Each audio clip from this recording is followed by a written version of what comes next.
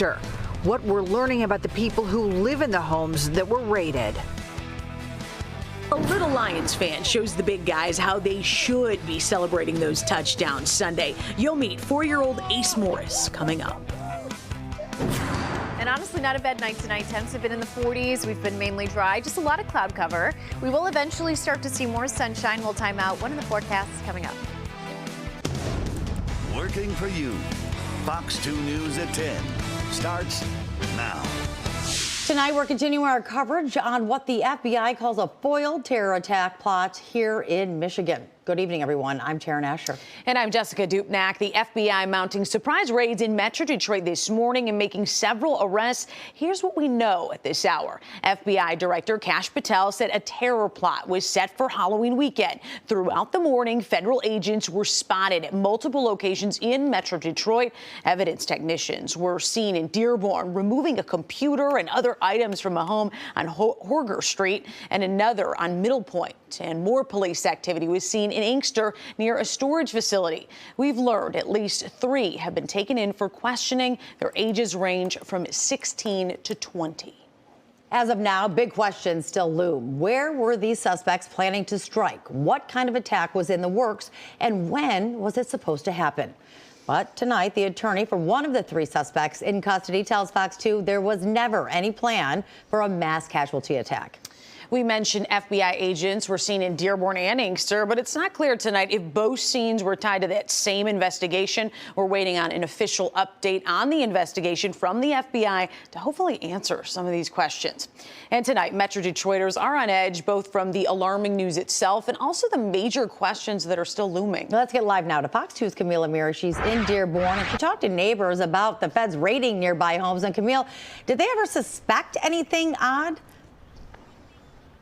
No, they absolutely did not. This is a shock to everyone we have spoken with. Take a look at some video. Obviously, this is a story we've been following since very early this morning. The FBI raiding 2 homes. Neighbors say it happened around 5 or 5:30 in the morning. It was pitch dark, many people still sleeping.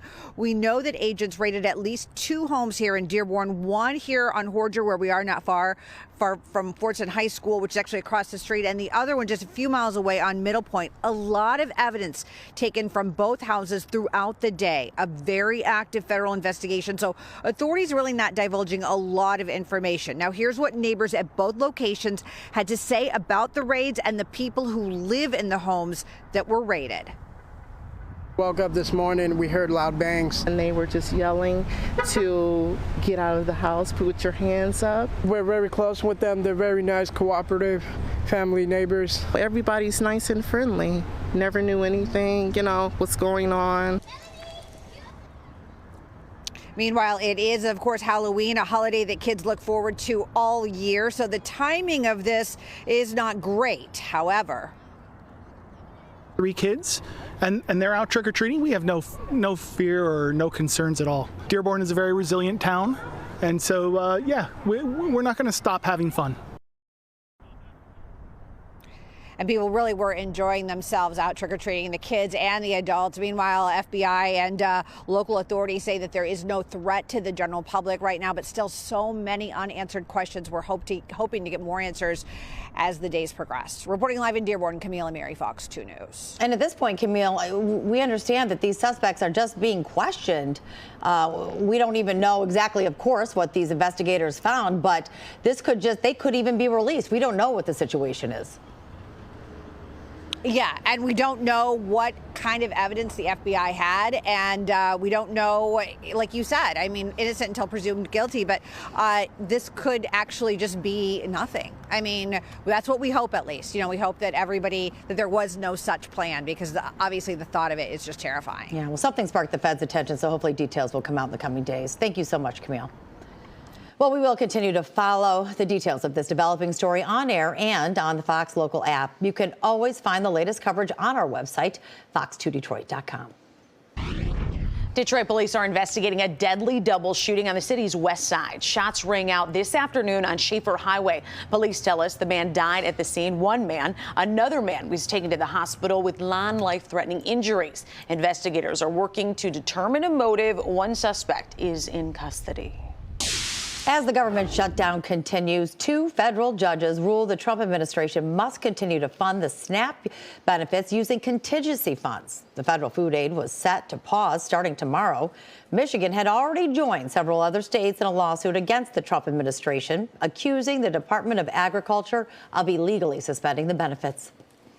Where Congress has clearly spoken to provide that SNAP benefits should continue even during a government shutdown, the USDA does not have the authority to say otherwise. These cuts are coming on the backs of rising inflation, higher grocery bills, and soon a dramatic increase in health care premiums. And it's also following record cuts to our food banks, who work day and night to ensure that no one in our communities goes hungry, and who will be in even more demand than ever come tomorrow. Today's rulings, which order the government to use contingency funds for SNAP payments, are likely to face appeals.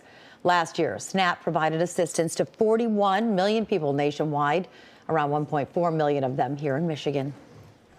Meanwhile, it's day 31 of the shutdown, closing in on the record of 35 days. President Trump is blaming the Democrats for not agreeing to a stopgap funding bill that would have continued paying for SNAP. Democrats have held out, hoping to extend funding for health care subsidies from the Affordable Care Act. The president saying they are just hurting their constituents. All the Democrats have to do is say, let's go. I mean, they don't have to do anything. They don't have to agree. All they have to do is say, the government is open. And we only need 5 Democrats. The president also criticized the Affordable Care Act, saying it has to be replaced with something better. Well, trick-or-treaters lucked out with the weather tonight, but we are hearing there's a chance some rain will be falling a bit tomorrow. Yeah, I'm surprised. I feel like it always rains. I know, and cold, but today was pretty good. Yeah, so today it was fine in terms of trick-or-treaters, which is great. And it's still nice out there, too, for those that are planning on and still already heading out to some of those Halloween parties. It's dry. This is a live look over the city of Detroit. It looks really nice right now, and temperatures, all things considered, since we are at the end of October, heading into November, we're still in the upper 40s. So is it a little chilly? Sure, but it still feels okay since we're at the end of the month. 49 degrees in the city, 45 Bad Axe, 44 for those in Grand Rapids. Right now, we have winds out of the east, northeast, or out of the west northwest rather. So we have that northwesterly component. So it is dragging in slightly cooler air, but they have since relaxed. Since earlier on in the day, it was quite breezy. Now there are a few showers out there right now, some lighter rain out near Macomb County, but these are so hit and miss, and a lot of it might not even be making, or at least hitting the ground at this point. Over the next 12 hours, our rain chances do remain relatively low, which is great news. But moving forward, we do have rain chances that we're tracking tomorrow afternoon. So we'll have timing on that in the forecast coming up here in a few minutes. All right, Stephanie, thank you. Well, on the field, the Detroit Lions have some pretty epic touchdown celebrations. And one of their littlest fans has a suggestion for Sunday's game. He got some FaceTime recently with a couple of the guys at a trunk-or-treat event in Detroit. I'll show you one of my touchdown sellies. Hey! They said my dance moves were great. Because you kind of said that could be like your touchdown celly. Yeah. 4-year-old Ace Morris showing Detroit Lions Jamison Williams, a.k.a. J-Mo, and Kirby Joseph his moves this week at J-Mo's Trunk-or-Treat in Detroit. Yeah, how did you learn the dance moves? From watching the videos and just like doing the dance moves and just doing all that stuff. Ace tells us he's been perfecting the Thriller dance since he was 1 year old. Gotta go slower for me, I'm old. A crash course from Ace, not my best work. Okay, I'm getting it. Mom Melissa Morris says he's old school. Ace said Teddy Pendergrass before he said mama.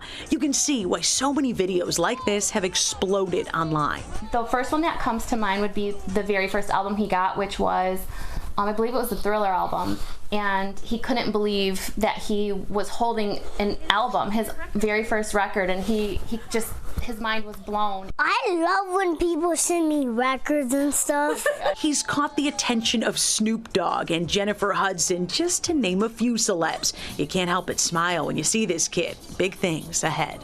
What do you want to be when you grow up? I think a music lover. A a music lover. Oh, I hope so. Be the best music lover ever. You know, I really hope that maybe the Lions give him some tickets, or they at least do his touchdown selling on Sunday. That would be a great outcome for all of this. He deserves it. What a cute little character. And I can't wait to see where he goes for sure. Great story, Jess. All right, up next, we continue our coverage of today's FBI raids in Metro Detroit. Lots of unanswered questions tonight, including legal issues. We sit down with attorney Todd Perkins to break down what could happen next. And coming up later, a terrifying ordeal in the skies for passengers on board a JetBlue flight.